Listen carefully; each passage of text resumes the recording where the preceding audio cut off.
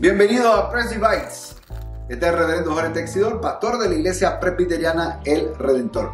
Hoy vamos a estar hablando brevemente sobre los elementos que tiene el orden de culto de nuestra iglesia. Ahora bien, comenzamos el culto con el preludio. Utilizamos usualmente o una pieza instrumental o simplemente un himno que sea vinculado al tema que vamos a estar hablando durante el día, o simplemente un tema vinculado al preparar el corazón para dar inicio al culto. Luego de eso, usted siempre ha visto que yo doy un saludo.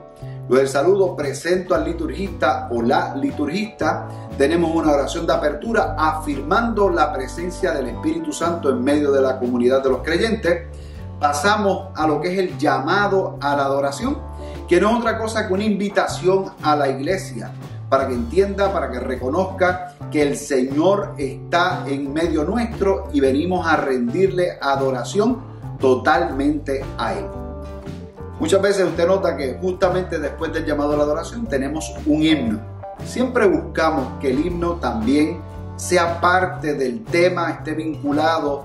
Todos los himnos, todas las alabanzas que se entonan siempre están de alguna manera relacionadas al evento de lo que vamos a hablar en el día, a las lecturas del calendario, como hemos hablado ya en otros Presby Bites. Después del himno, usualmente tenemos espacio para la confesión comunitaria. Como creyentes erramos en nuestro caminar como cristianos y cristianas de manera individual, pero también de manera colectiva como iglesia. Vemos necesidades, no respondemos a ellas, y en ocasiones, pues, en el caminar de la fe siempre no damos el blanco. Así que hay un espacio para que la iglesia tome conciencia de que comete faltas, de que como congregación erramos en lo que es el proyecto de hacer misión y de vivir el evangelio. Hay espacio para que la congregación pida perdón al Señor y hay espacio de manera individual. Así que después de eso escuchamos lo que es la declaración del perdón de pecado. Son palabras que nos afirman que el Señor ha perdonado nuestros pecados, que el Señor tiene y tendrá misericordia de nosotros y de nosotras. Claro, evidentemente celebramos como congregación el perdón. Lo hacemos de manera bien clara, bien gráfica, con el saludo de la paz. En mi caso particular, yo disfruto mucho hacer la oración del pueblo, la oración pastoral, la oración congregacional. Y usted ha visto que yo bajo a la congregación, estoy con la congregación, afirmo la vida en los cumpleaños, afirmo y celebramos los aniversarios, escuchamos las acciones de gracia, pero también escuchamos las peticiones del pueblo. Oramos por ella, tenemos un cántico, oramos por ella, decimos el Padre Nuestro, ya sea cantado o simplemente recitado, y después tenemos una oportunidad para celebrar y entonamos un cántico, obviamente de fiesta, un cántico celebrativo.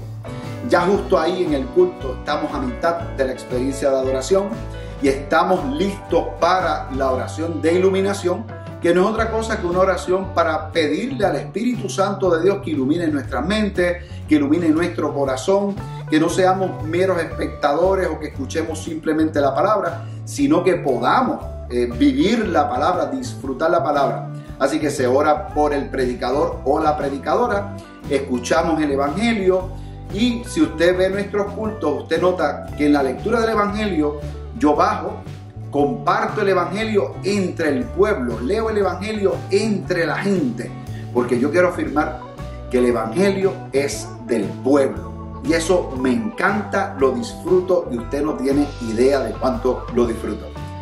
Predicamos luego de la lectura del Evangelio, tenemos una afirmación desde la oportunidad de escuchar el Evangelio y hay una respuesta, esa respuesta a la palabra que se proclama puede ser o un sacramento o muy bien pudiera ser el ofertorio. Así que el ofertorio siempre en nuestra iglesia lo va a encontrar después del sermón, como una respuesta a la palabra que se proclama.